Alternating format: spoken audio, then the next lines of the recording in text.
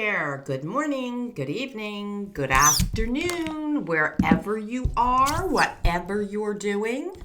I hope you're doing it with coffee. I am Veronica Drake, but you know the drill. My friends call me V. I'm here to make all things spiritual very practical.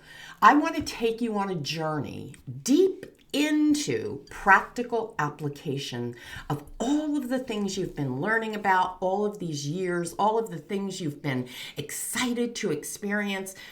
And I also want to myth bust. Yup, I want to knock down all of the myths that are surrounding the shoulds, the have tos, the coulds, the what ifs, the oh my God, it's crazy. So here's what I know. Number one, we are born psychic. We are born connected to the other world. You know that veil that everyone talks about? That veil is our human conditioning. That's the only thing we're here to pierce, right? So I want to talk about your comfort zone in mediumship. And I'm going to categorize mediumship as channeling, talking to your deceased loved ones, contacting your guides, your angels, all of that. Let's just call it mediumship, okay? And here's the thing. You are wired, you are hardwired home. You have that direct connection. There isn't one person that doesn't have that. Like I said, the veil is your human conditioning. What do you know about mediumship? What do you know about channeling? But more importantly, what do you know about yourself? What are the stories you keep telling yourself? I'm going to tell you right now, you, yes, you watching this video are stuck in comfort. Now, you might push back, you might challenge me, and you say, but V, my life isn't comfortable. I don't like my job. All right, here's the thing. You have become comfortable in what was at one point uncomfortable. Let me give you an example. Many, many years ago, I was in my first marriage. He's a good person. Nothing bad to say. Nothing bad happened. I just became comfortable in being uncomfortable. I knew it wasn't right. He knew it wasn't right. We had 2 kids. We were paying a mortgage, paying bills, right? We became comfortable in an uncomfortable situation, knowing that we probably needed to live separate lives and do our own thing, but we didn't change. And I began making excuses for that because we will do anything to protect our comfort. I want you to think about it. I even got to the point where I would say, I can't leave. I love my curtains. I was comfortable in my surroundings. I mean, it doesn't get much more clear than that, right? And so one day after, I'll say 15 years, 18 years of us knowing we were just existing, we were sitting together watching TV because we were friends, right? And he said to me, he turned to me and he looked at me and he said, I thought you were leaving. And it was the shock of my life because all of a sudden the comfort I knew became familiarly uncomfortable. Oh no, I actually had to put everything in alignment physically with what I was feeling emotionally. And so being in the uncomfortableness in a comfortable situation, now I was in uncomfortableness with an uncomfortable situation, an unfamiliar way, and I just knew I needed to do it.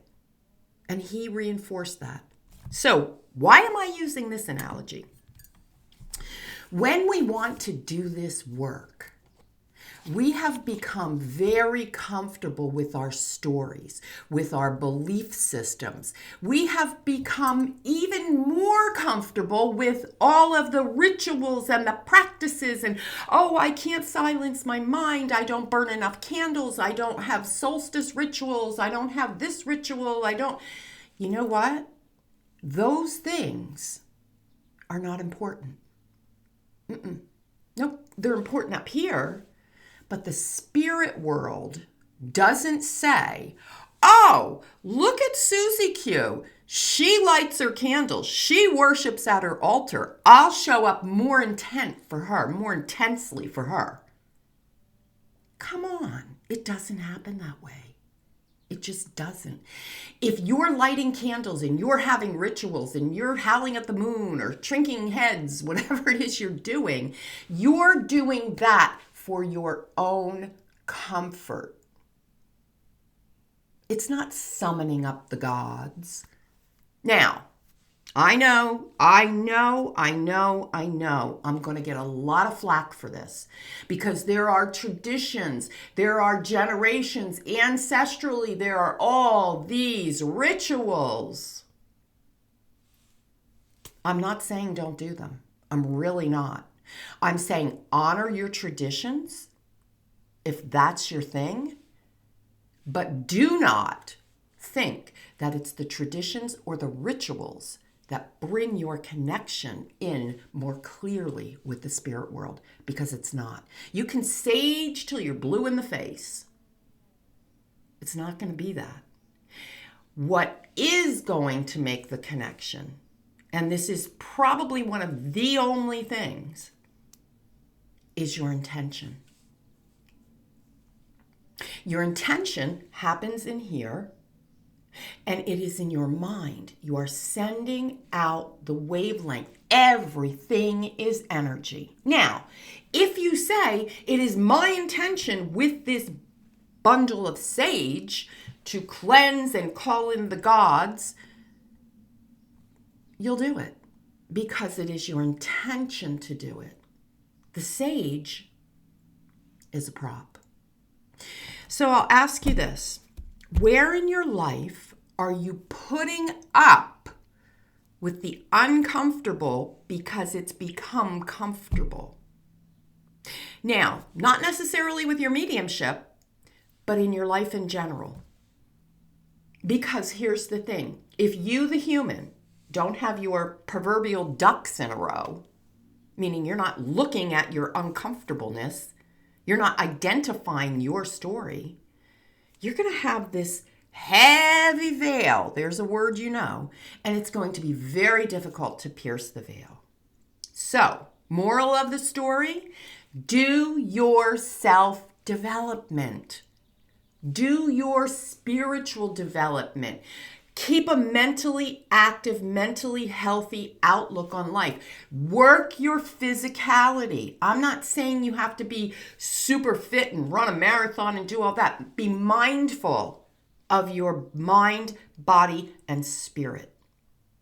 There's so much that goes into this work, but it's all very simple and very practical. Now, if you like this, if you agree with it, please do yourself a favor and get into my very practical group called Going Within.